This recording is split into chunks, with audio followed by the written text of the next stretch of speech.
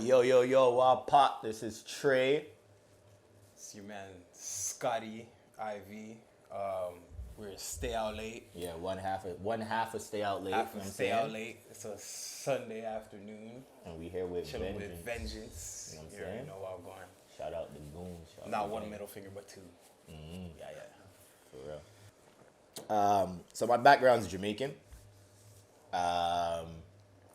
We grew up in Brampton, and probably on a little bit more of the poorer side.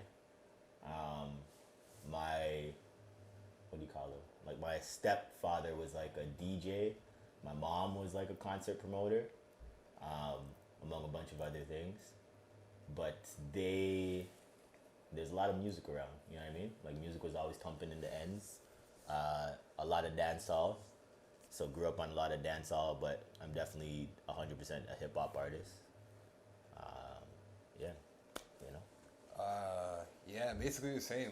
I got like hella older siblings, so they put me on everything they were on. 2 older brothers, 2 older sisters. So I went from like dancehall to deluxe, like East Coast New York hip hop to like what my parents used to listen to. So like adult contemporary Elton John and shit like that. So like musically a bunch of different influences. But my family's originally from Scarborough, so everybody had like a street mentality when I came up. But I was really young growing up in Brampton, so I had the typical Brampton upbringing, immigrant African parent upbringing. You got to be a doctor, you got to be a lawyer type of energy. So hip hop and rap and music would be the thing that I kind of snuck away and did, just to clear my mind and all of that type of shit. But yeah, upbringing was cool. We grew up together essentially in Brampton. I grew up in the N section. He grew up in the H section. Those sections had beef with each other, so we still have some competitive energy based off of that now to this day. But yeah, that's basically how we got here. Yeah. You wanna know what's crazy? I didn't listen to like Elton John or any of that type of music until I probably was like mad older. Cause like when we were younger, like it was straight like hip hop, R&B, dancehall, and that was like it. Unless it was like on the radio or like I was like in the mall, you know what I mean? That type of shit, and you'd be like, I'm like, yo, I'm not fucking with that. Now I fuck with that shit heavy. Now I'm like a big fucking like Elton John, like Arcade Fire, fucking Fleetwood Mac. I listen to all that shit. My older brother was a rapper. He went by Starbucks, or Nabob, or Bobby Danforth, or whatever you know him from in music or in the streets. But that's what exposed me to the possibility of being able to make music. Because I guess growing up, I always thought you made music if you were, signed to a record label, or somebody found you and brought you to a studio. But that was my first experience of being exposed to independent studio setup, like having a mic and being able to record yourself. I'm like, oh, this is kind of like easy for anybody to do. So again, I snuck away and tried it myself at probably like 14, maybe, with like a mic that probably cost $1 from the dollar store, and just plugged it into the computer. I used SoundForge, and that's the first time I ever heard my own vocals back, and fell in love with it. Yeah. So I never stopped. And then him and our other homie, President Jeff, are the people that kind of like put me on in terms of just like being able to do like the recording shit. And like when I first started, I was trash. Like I knew I could write. Like I knew my pen game was ill, but like my recording game was crazy. And it's funny because you mentioned something a while ago where you were talking about, yo, like how you feel about people like punching in and shit. But I was like the punch god. You know? Yeah, You know what I'm we did not want to record Tremanye because I used to always want to do one take, and just like start over from the beginning, and like it would take mad long. And people were like, just punch it because like you're not gonna finish at this point. I'm like, no, I have to do it in one take, and I would do it. But Tremanye would be like, nah, that first part was good. Yeah, but like, you we know can what fix I'm the saying? second part. Like, can we punch? So we'd be like, the friggin' file looked like paper mache. Like, a Tremanye recording, but it came out saucy, which is the point. But like, I mean, time progressed, and I kind of held that same idea of like, yo, now I got to start doing shit one take, and it lasted for a while. But then I flipped into I think really what it was like the more you learn about the industry, the more you realize that most motherfuckers punch. Everybody punches. You know what I mean? Especially the motherfuckers that be like not using pens and shit. Like they will rap like multiple shits and then just kind of like clipping. So it's like I think punching is dope, especially because like it's a recording. You know what I'm saying? Why would you not want to give people the best version of what you can do? Right. You know what I mean? And then leave like the one takes for live shit because you can't punch live. I'm still a fan of the one take only because I get into arguments about it because like I also feel like there's a dopeness in that happened at one time, like that happened all in one moment. Like this recording you're hearing is a live recording of a performance straight from the top to the bottom that everybody in that room heard it the exact same way you're hearing it. So like there's definitely like pluses for both sides, but I definitely learned like now at this point that like sometimes you might be running out of breath and a punch could just be what saves the verse that makes a difference. Bro, Stay Out Late used to be, let's go from the top. Stay Out Late was True Gangsters.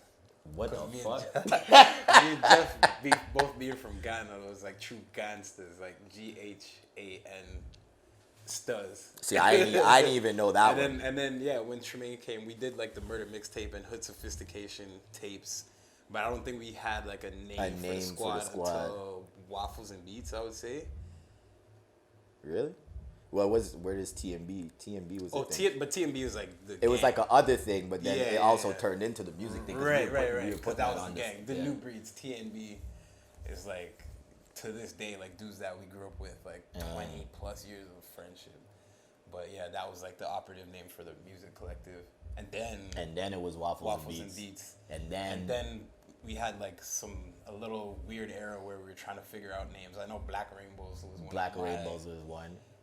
One of the things I was trying to push for, but it didn't stick. And then we made the song "Stay Out Late" and had a giant house party in Brampton to like celebrate our leaving from Brampton to move downtown to pursue music.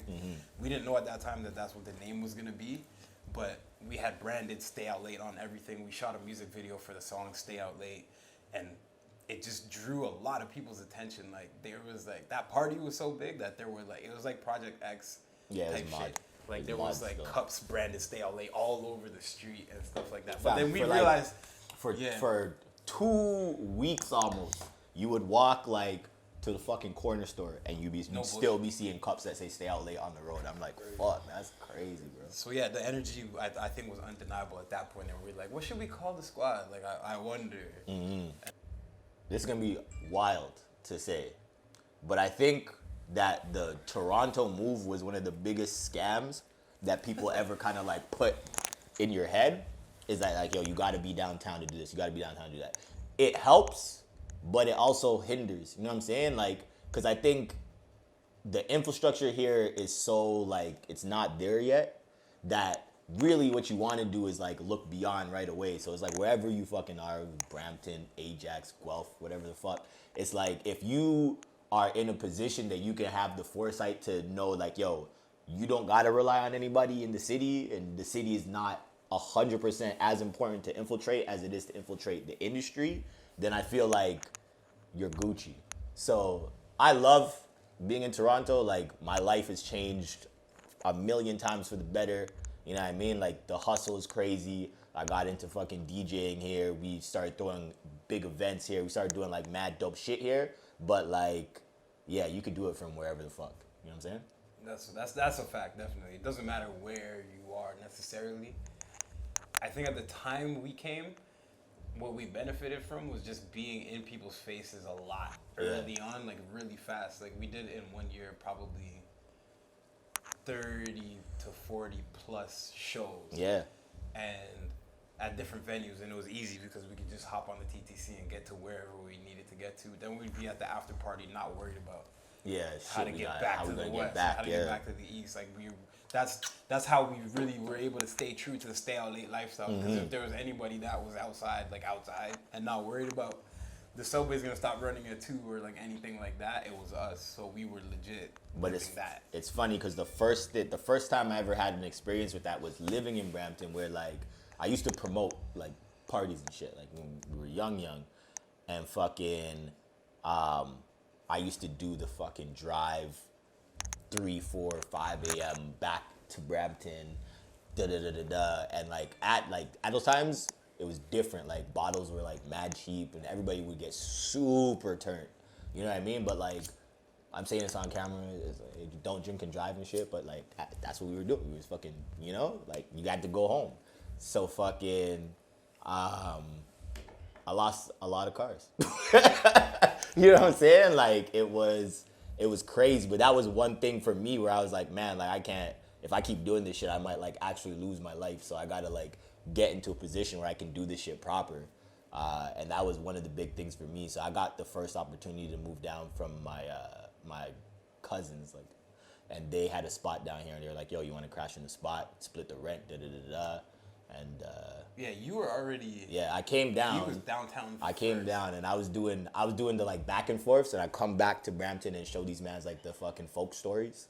You know what I'm saying? I'd be like, yo, but Toronto's this, Toronto's you that. would come down to Jameson to his spot as like a base of operation, and then I think when the opportunity came, we were like, all right, cool, let's just all mob. And then you left their space. And then we all moved into one space. And that was like the craziest fucking time. We were all in the fucking 17, 14, right by like Young and College. Young and Carlton, Young and College. Yo, that time was mod.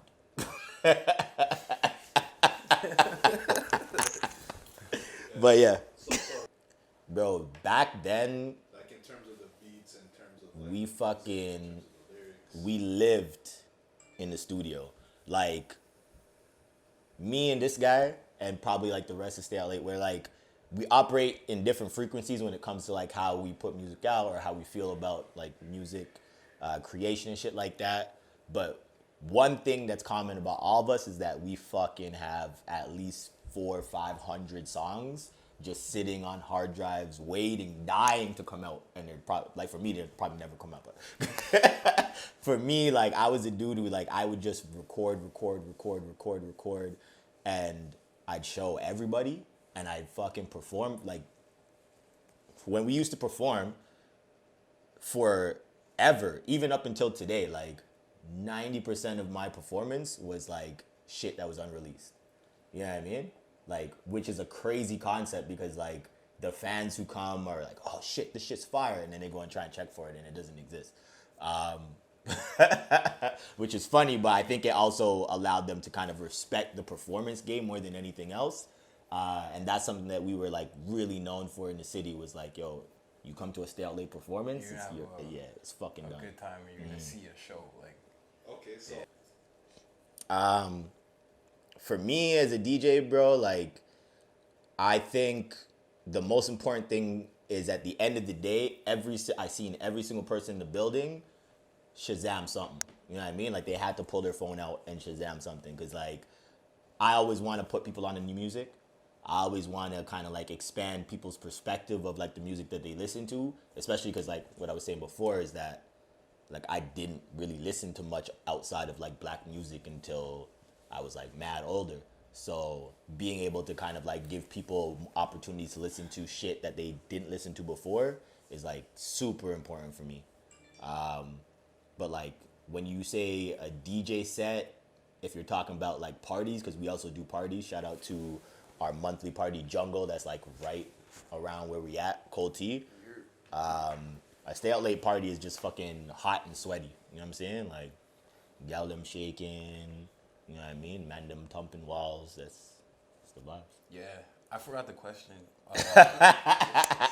We started talking about Jungle, so we're at the teaser moment for another wave of Toronto artists that are like earlier we were having the conversation about like the only artists that are really getting a lot of visibility or really getting like a lot of traction are like street artists, like artists that make street music. But I feel like we're right at the turning point of an era where people start to focus again, like you were saying, on lyrics and the artistry as well. Not to say that street music isn't lyrical, but the draw to it is it's interesting to hear somebody talking about trapping or talking about street shit. But you got like the Everything Oceans, the Havaya Mighties, the Terrell Morrises, the City Fidelias, like there's a lot of people that are making more just artistic style music that's also still lyrical and like kind of represent what the essence of hip hop used to be. So I feel like Toronto's growing and still finding its identity, but like we're at that point now where there's a branch forming and there's also eyes for the more artistic side of the Toronto scene. So I'm happy about that. Music wise, infrastructure wise, we still got a lot of work to do on there being a lot of money for artists that make that kind of music to pop, all kinds of music, all kinds of hip hop music to pop, or to, you know, be able to put on events or be able to, you know. I think my perspective, I think I've come to the conclusion that I don't think Toronto's ever going to like settle in as like being like a New York or LA in terms of just like a fucking space for music to exist. I think we're always gonna have a lot of artists who just kind of like branch out and they have like a big name, and they identify as Toronto, but they're not really home like that. You know what I'm saying? Only because we're so far behind with a lot of shit in terms of just like having that history, or people even accepting that we are a historic place. Because mad historic shit is happening here, but we just like, people just don't fuck with Toronto like that. I mean, I think it's the American mind state. Americans is just really like, yo, y'all always gonna be our sons type shit. You know what I'm saying? I think we're not competing with like anywhere in the U.S. necessarily, but Toronto's always gonna be like, the only thing I could compare it to is like Seattle, and grunge music. Like when you think of like Seattle and grunge music, like those two are always gonna go together. So when you hear anything that came from like grunge music, you have to know about Seattle. So I feel like there's gonna be a point where it's like there's gonna be a certain type of music that you listen to, and it's immediately gonna take that listener back to that's that Toronto shit. Like, so we'll always have an identity for ourselves, and I think that's cool, and I think that just formed now, which is dope, which makes me happy. But yeah, we don't have the population, we don't have have enough people to even put money into it where we're banging with like New York or where we're banging with LA or anything like that. So you're always gonna have to leave the city, bro. Well, to be seen, for it to be a thing. To me, that shit's like Nike. It's like, yo, everybody fucking wants to compete with Nike, but Nike is so far ahead that it's like every time you make one move, they make 300 moves. You know what I'm saying? So it's like always behind. For the artist question though, because I do want to hit that, is there's a lot of artists actually that I'm working with right now that I've been supposed to put out songs with. So I got to fix that, and I'm going to get on that. Terrell Morris, actually, now that you mentioned him, has been saying like we should get into the studio, so I definitely want to get on that. But then the other 2-3 artists, I think Charlotte Day Wilson, I want to work with because she's fucking fire. River Tiber, I could fuck with him. Maybe even Daniel Caesar. Like Daniel Caesar, yeah. My problem is I don't listen to a lot of music because I just like to stay in my creative space, and I don't like to be influenced. So like, it would be hard for me to come up with a name that I didn't mention already. But shout out to Charlie Noir and Young Wolf. Oh yeah, the gang. Like I like making music with my guys for sure, and they made music with people on that list. So damn, this feels like drink chat. Damn. What are you saying?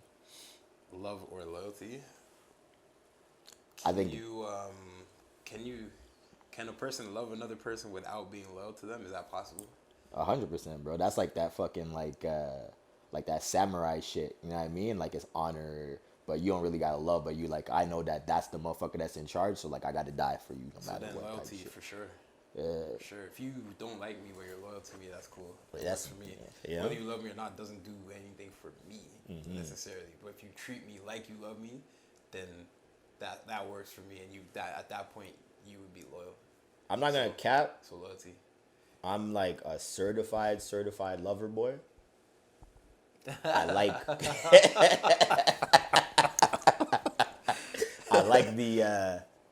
I like the idea of it. I like the like storyline of all that shit. But I'm still loyalty over everything. Like I'm like ride or die for a lot of like this shit when it comes to like the business and when it comes to like where I want to be at the end of all this shit. So 100% loyalty. But I like love. Love's cool. Yeah, love's cool, but loyalty's necessary. Oh shit, that is The catch is while recording in the studio, because my answer like flipped when I heard the depends on last part. if you're recording or not. What's your favorite drug in general? My favorite drug in general is fucking Molly. Molly's ill. Molly's never let me down. It's dope. And then while recording? And then while recording, alcohol, man. Yeah, like I'm gonna call it. It just it's the basis for everything else. Yeah. Like, just a drink or two, a couple of drinks in the studio, just really like the same way. Like if you're a shy, reserved person, you could go to a party and then when you got some drinks and you start expressing yourself more, you start talking more. You know, there's something about alcohol that keeps everything free flowing.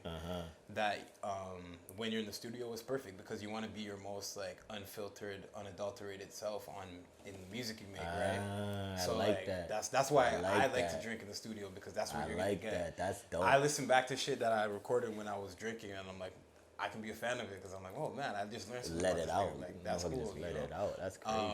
And then like obviously just to a certain point because you don't want to be slurring because it's still a performance you have to deliver. Well, yo, like, I think that's one thing that now that you say that shit, I think is super dope is that we hear a lot about stories about motherfuckers that go into the studio, drink too much, can't record, da da da da da. But I'm gonna say the like ethos or I don't know whatever of Stay Out Late is that we can all drink, like we can all hold our own. Yeah, You know what I'm sure, saying? for And sure. it's funny because even like Charlie, who's a part of Stay Out Late, he used to be a part of a clique called Cup and Hang Gang. So you know what those motherfuckers is about.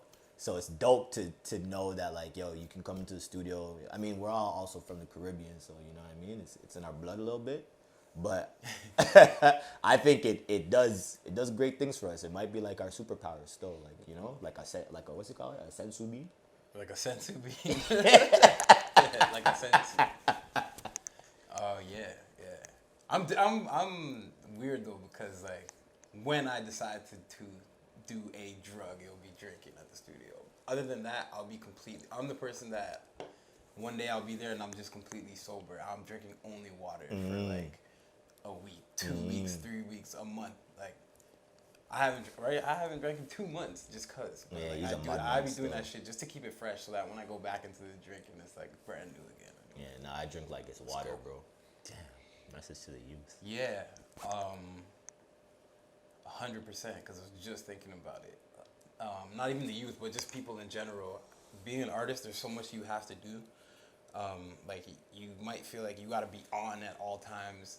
You have to, write music, record the music, sometimes mix and master the music yourself. Then you got to be a promo person, so you got to be able to shake hands, kiss babies, talk your product up, all of that. Then you got to be able to do the music video. There's so many things that are required of you on the front and the back end of making music. You got to keep yourself healthy. Like all these things that you got to do can be really daunting. But the one thing I feel like wraps all that together and just makes it really easy is just be yourself, unrelentingly, like relentlessly be yourself because that will make everything else flow naturally, and consistency is everything. Whatever you decide to do, make sure every single day you're better at it than the day before. And as cliche as that sounds, cliches are only cliches because a lot of times they're just the truth. So that's it. Yeah, for me, I think it, like, just to be, like, blunt, it's like, yo, if you don't wake up every day and, like, you're ready to, like, die for it, then just, like, oh. The battery's like, I'm ready to die. Yeah. Nah, okay, so quick time. But, yeah, if you're not ready to die for it, man, then like, every day you got to wake up and ask that question to yourself. And if you can't answer that, if you think it's, like, fun and games, then dip out because, like, it's a waste of time. Go get a 9 to 5 or whatever the fuck, because this shit's like that serious. You know what I'm saying? Honestly, the last little while, I feel like we've been focused on putting music out. You know what I'm saying? Yeah. We did a lot of live shows. We did a lot of in-person stuff in like years prior. We did our parties, we did our events, which will still never go away.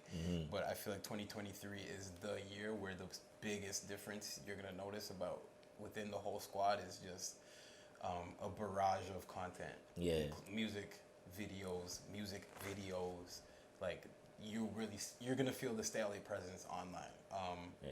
Between all of us, like there's at least 4 projects in the works Big facts. that are ready to go, and then more projects in the works. And like Trey said, we've got lots of music that nobody's heard yet. That's amazing. So yeah, I think we spent so much time doing so much dope shit. Like we were throwing our own festivals during the fucking pandemic, like real live motherfuckers 3 days coming around festival type shit. We went to LA to perform. I was in the UK. We did New York. We did Atlanta. So like, we've been bouncing around, just doing a lot of that shit. But we realized that like we gotta, all the fans that we're making, they're like, we want to hear this shit. We put some shit out. So. Yeah. Everybody here is good because we're outside, but like everybody that we've met traveling, like we realized the internet is really the place. You gotta, especially if you want to grow your fan base and it to be outside of the city, it has to be online. So this is the year that the world will get to see StayOutLate. If you for never real, I got think to meet us. one of the big things that hit me was like I kept getting hit up by this motherfucker in Japan who was like, bro, like. Japan your shit. Japan too. Yeah. I forgot. Like, love your shit. Like, I want more. And I'm like, damn, bro, I think motherfuckers really want more. So, gotta give them what they want. You're gonna get more. Yeah. That's the answer.